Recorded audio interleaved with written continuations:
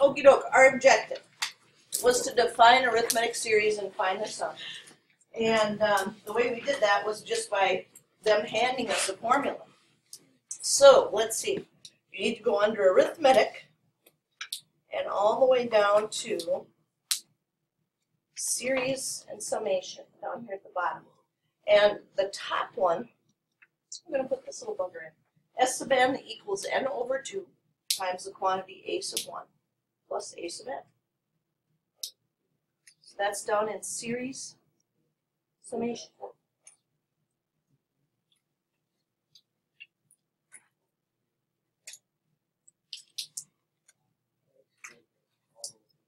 Now, it always bothers people that there are two little blanks there for series summation notation for arithmetic. There actually isn't a second one. For geometric, there is going to be. So it was the best we could do with, you know, the tables that we had to work with in probably Word at that time and SmartWord that we were doing. So this is our new formula. Now, there's a lot of stuff we have to put into this one. We're going to want to highlight the n. And we're going to want to highlight the a sub 1 and the a sub n. But one of the things you might want to do at this point, because, you know, we had the weekend to forget this, is to remember this a sub n means the last term. And that's the one that sometimes we have to write our arithmetic formula for, our arithmetic rule for, so that we can find it. Then we can put it in there. So we're getting closer. I mean, we should have everything on the arithmetic side filled in. We've got one more section from 9.5, and that's going to give us our geometric formulas for series and summation. But we're closing in on it. We really are. So everybody have what they need? All right. I'm going to start you off here by telling you where this formula came from, because it's one of the coolest stories that we have in math. Oftentimes, you have people that show up very early in their life that come up with these formulas as huge mathematically, you know. And this formula, its development came from a guy named Carl Friedrich Gauss, and he's the guy that wrote the fundamental theorem of algebra. You know, the one you can link for everything you're studying in this book. Carl Friedrich Gauss, depending on which books you go by, was between 8 and 10 years old. And he's sitting in his one-room schoolhouse, you know, with the heater in the middle and the teacher that still has to put wood in the stove and everything else. And whenever the teacher had to talk to somebody, if a school board member came to the door or a parent or whatever, they would say, take out your slates and with your slate pencil, write down all the numbers from 1 to 100 and add them up. Now, I expect you to do that quietly while I go out and talk to so-and-so. So he'd step out to the door, and the kids are supposed to be adding them up. Well, the teacher's at the door talking to somebody and had just told the kids, take out your slate, write all the numbers from 1 to 100 and add those together. And he looks back, and Carl is like this and says, well, Carl was in for a beating in those times. The teacher was mad. Because Carl's supposed to be writing down on a slate all the numbers from 1 to 100 and adding them up. So the teacher comes back in and gets in Carl's face. Carl, you're supposed to be writing down all the numbers from 1 to 100 and adding them up. What are you doing? I'm done. Can't possibly be done. How could you be done? Except the slate. And there's the answer. How did you do this? Well, it was easy. You see, I just said it's 1 to 100, so the first and last terms, 1 plus 100 would be 101, and then 2 plus 99 would be 101, and 3 plus 98 would be 101. And because there are 100 of them, if I split it in half, that's 50. So I took 50 times 101, and I got 5,050. And this teacher said, huh? Explain that to me again. So Carl said, well, if you just look, here's your first term, it's a 1. Here's your last term, it's 100. I add those together, I get 101. Now work inward. 2 plus 99. Mind you, Carl is 8 to 10 years old at this time. And he's explaining this to the teacher, and the teacher is just not getting it. Just not getting it. What are you talking about? So the teacher went home that night and was looking at the math, and he's like, oh kid's a genius. And the next day, sent him off to college to study math. So Carl Friedrich Gauss very early on saw patterns that other people didn't see. And very cool story about his initial interests in mathematics, you know. He just put things together that just did not come to other people very easily. And that's where this one, look at this formula. It is the formula that he used. He said, here's my first term, here's my last term. Because I'm grouping those together, there will be half as many terms. So I'm going to divide that by 2 and get. There it is. Obviously, he didn't write it like this between 8 and 10 years old. You know, he couldn't articulate everything that was going on. But this was his thought process. Very cool, very cool. He was very prolific in mathematics, which means he wrote a lot of mathematics. He really developed a lot. So he wasn't just a thief who stole other people's ideas. He came up with a lot of mathematics. And we are at today. We had talked about summation notation. Do you remember that from Friday? Okay. And our lower limit and upper limit, and again, the reason they got us on some of those homework problems was because they didn't start at n equals 1, and we usually do. But there's our summation notation, which tells us we're going to use this as a series. We want to know what happens if you add all these numbers together. And then you guys were rock stars at this. I remember wandering around and you already had all the right answers down there as we were developing our own sigmas and our own summation notation. So now today, we're just going to continue on a little bit further, and it was a really good place to stop because when you are first introduced to sigma, sometimes you pick it up so easily that, again, your brain says, hey, this is so easy, I don't need to remember this. And we don't want that. We want to make sure this sticks in there. So summation notation and linear functions. What on earth are they talking about? Well, if we do our rules, write our rules for arithmetic sequences, they're going to look like that. And even though it's an n instead of an x, it's an n to the first, and that's linear. So anything that's arithmetic is going to give us this kind of a setup. Now, it might not have the +3. We do have arithmetic sequences. It might just be 2n. But the big deal is that it's just n to the first.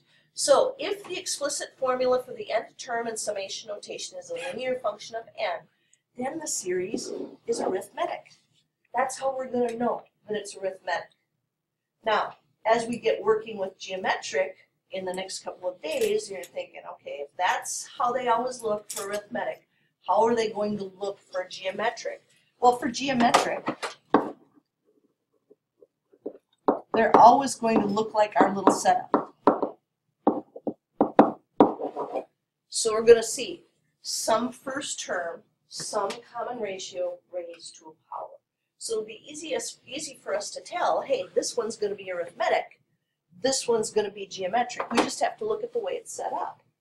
But again, the big tell on those arithmetic ones is going to be that it has an n to the first. So the slope of the linear function is the common difference between terms of the series. So if we look at this, they're saying this slope of 2 tells us that this sequence is going up by 2, which makes perfect sense because that's what slope is. It tells you go up and over. So this one wants to know what is the sum of the series written in summation notation. And the first thing I do is I check, is this a series I should recognize as either arithmetic or geometric? And this is n to the first. So that tells me I can go ahead and use my sum formula, because this is sigma, which means sum, that little boy Gauss saw and went through. And then I let that formula guide me as to what I need to find. Well, first I have to figure out, well, how many terms are we talking about here? And this we talked about last week, because what you have to do is subtract upper limit from lower limit, but then add 1. So 70 minus 1 would be 69, plus 1 would be 70. So this is 70 terms that we are talking about. We're going to add 70 terms together. I don't know about you, but I'm not writing out all 70 terms. I don't need all 70 terms. What I need is the first one. Well, if I put a 1 in here, I'll know what the first term is. So put a 1 in for n. 5 times 1 is 5. 5 plus 3 is 8. Well, that's supposed to go here. And then I need the last term. Well, that's easy to do. I know that the last number of the term is 70. If I just put a 70 in there, I'll have it. So a sub 70 is going to be 5 times 70 plus 3, which is 353. Because 5 times 70 is 350, and 350 plus 3 is 353. And that's calculated. You know, if you want to, you certainly could do 70 divided by 2 in your head. And maybe, if you're feeling ambitious, you could go ahead and do that math in your noggin, you know, but really, it's the formula. You don't have to do it in your head if you don't want to. And that will give us 12,635.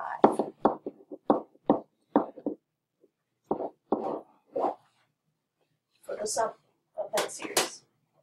So, how are we going to know if they don't write it in sigma notation that we're supposed to find the sum of a series instead of a sequence? Well, sequences will be written this way.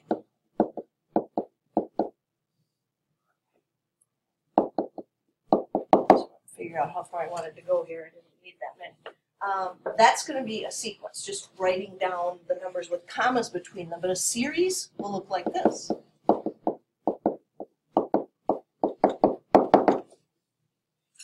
Pluses will tell us, hey, we're supposed to add those up. Or we're going to see sigma, because sigma means sum. Find the sum. So those are the two different ways that we're going to see it. Now, problem. This one says, think. Is the function f of n equals the quantity n minus 1 squared, is that linear? No. So it's not arithmetic. That means we can't use the formula we have. Rats. And this doesn't look geometric either, because it's supposed to be one term, another term, raised to a power. Oh, man. We got to write them all out. Are there a lot of them? Yeah, just 7. That's all. So that's usually one of the things that'll tell you, oh man, I'm going to have to write all these out, is if they don't have very many of them. So what we have to do is figure out, well, if you put a 1 in, what do you get? A 2 in, a 3 in, etc. And then we just add them all up. So if you put a 1 in, that's good news. 1 minus 1 is 0, and 0 squared is 0. Then you put a 2 in. 2 minus 1 is 1. 1 squared is 1. Put a 3 in. 3 minus 1 is 2. 2 squared is 4. Put a 4 in. 4 minus 1 is 3. And you start to notice, hey, these are the perfect squares. 0, 1, 4, 9. But don't get carried away, because remember, we're only supposed to go up to 7. So you start thinking, okay, so the last one would be 7 minus 1 is 6. The last one's going to be 36. So 1 squared, 2 squared, 3 squared, 4 squared, 5 squared, 6 squared. And then you add them up, because that's what sum means. So we might want to group a couple of these together to make it a little nicer. That gives you 10. That gives you 20. So we've got 30 already. And then you could go over here and say, well, I can add those two together. That gives me 61. So 30 plus 61 gives you 91. You wouldn't even need the calculator as you go through it. So even if they say, find the sum of this, and we look at it and we say, wait a minute, that's not linear. You don't give up. You know, you keep trying and you see what you get. So now there are, should be, 2 of them here. 3.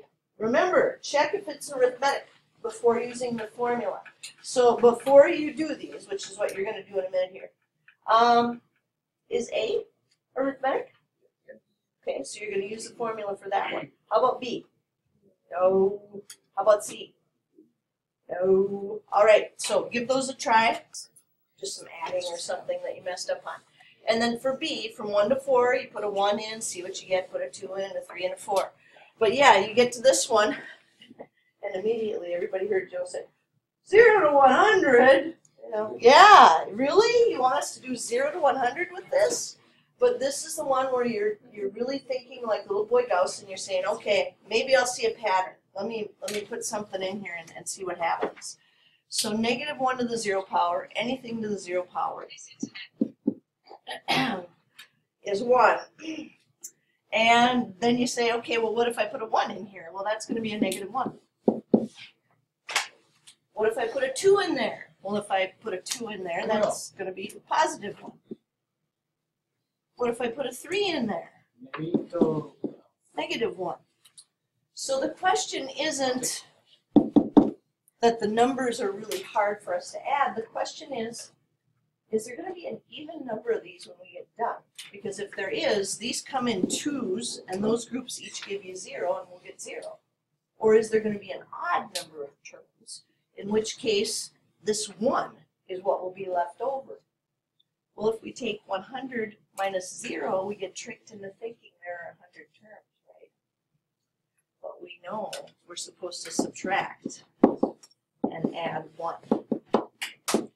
There's going to be a 1 left over here at the end. Oh. Wait, why do you add the 1? Remember, think of it this way. Think of it really basic, like we talked about how if it said from 1 to 4. Or actually, it was probably 1 to 5 in class. So we said if it's 5 minus 1, that's 4 terms. But 1, 2, 3, 4, 5, you've missed 1 because it's like you're forgetting to take off the first number. It's the same thing here. We're not, if we start with 100 of these terms, we're forgetting that 0 was also a term. So it's like it's added on to what we have at the beginning. So that one should be 1. That's a good thinking problem there. You know, start writing out the first few and see if you can make your way through it. So now, what do we have left? Oh, jeez. Well, it turns out we can do these on the graphing calculator. Now, pretty obviously, we won't. Yes, we don't have this page. Yeah, we don't have to. Oh. Well, we Yeah. do it. Alright. So somebody decided they didn't want you seeing this before they had you take the test. I do want you to see it because I want you to be able to check your answers. I want you to be able to do it. But here's what's going to happen. You're going to forget immediately how to punch this in anyway because it's really complex. It's not something that we normally go through. And it says on a graphing calculator we can find the sum of a finite series by using commands from the list menu. And it says, what is the sum of the series written in this notation? Well, because you don't have that page, let's just go back and look at those 3 that you just did. So let me get the graphing calculator up here. And here's what we want to do. We want to tell the calculator to figure out the math for us. So, like it says, we have to go in the list menu. And list isn't something that jumps out at you, but it is right on top of the stats in blue. So we have to hit second, stats. And you get all this stuff with lists and you think, I must have the wrong place. And this is the reason nobody remembers how to use these, is because it's not as user-friendly as some of the other things we do. So I go over to ops. And I see, okay, well now I'm starting to see some things. I mean, this is sequence and there's some other stuff there. But again, that's still not what we want. What we want is actually under math. And that's number 5. The sum. So if we hit number 5, the calculator's waiting for us to tell it the sum of what? Well, we want the sum of a sequence. So we're going to have to do second list again and go to ops and tell it number 5, sum of a sequence. And like I said, this is why we don't use this very often. Oh.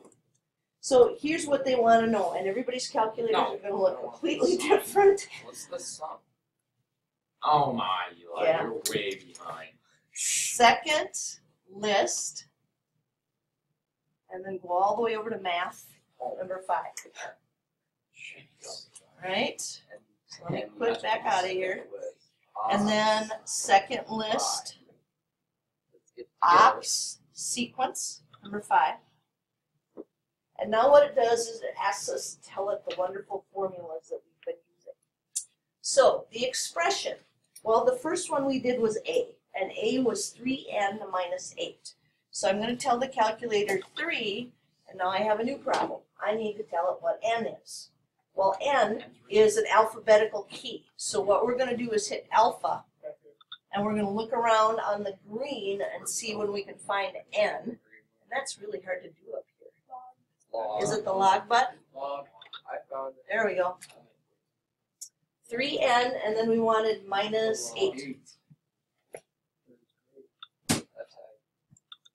And now we have to tell it our variable was n. So now we have to hit alpha again and log. Which term did we want to start with? Well, we had a 1 down at the bottom. And we wanted to end at 40. One at a time. So the step is telling it how much are we going up by each time. That's probably right. And now paste. And look what that says. So if you have an older model of this calculator, you could also punch it in this way, and that's what I have to do on my one for the television. I have to punch in sum, sequence, and then 3n minus 8, comma, n, comma 1, comma 40, comma 1 on the older versions. That's And something. enter. And there's our answer. But to me, that's much more complicated than just putting it in the formula and doing it myself. You know, it's nice to check, and it's nice to do the non-linear or the non-geometric ones. Let's try that last obnoxious one we just did, from n equals 0 to 100. So second list, back over to math, number 5. Second list, ops, sequence, number 5. And ours was parentheses -1 to the n. So I'm going to delete what I have in there so it doesn't get messed up.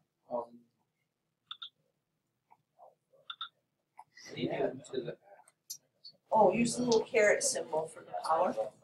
Oh, yeah. What the? Exactly, what just happened there? Alpha?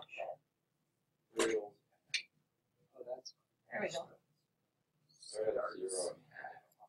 0 to 100. It is. Yeah, I because got we're doing it. Wow. first term, second term, third term, One. fourth term. We're always using integers. I got 0.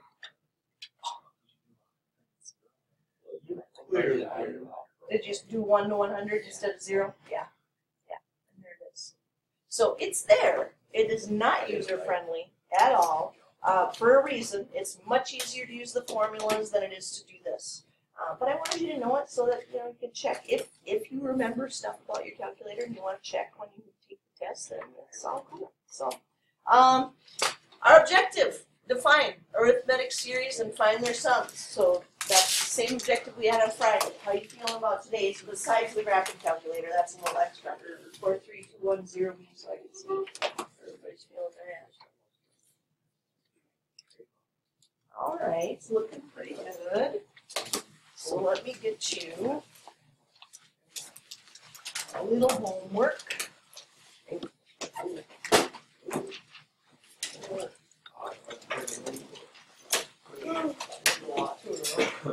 33 through 42.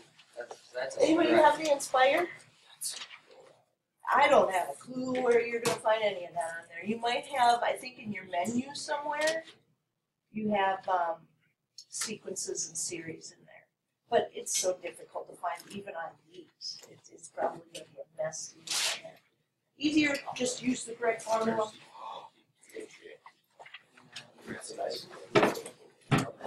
Doing that one. Yeah, it's the one that she uses, so I can have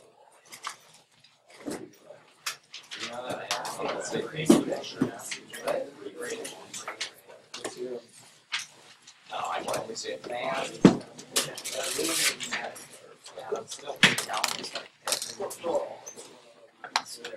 Thank you.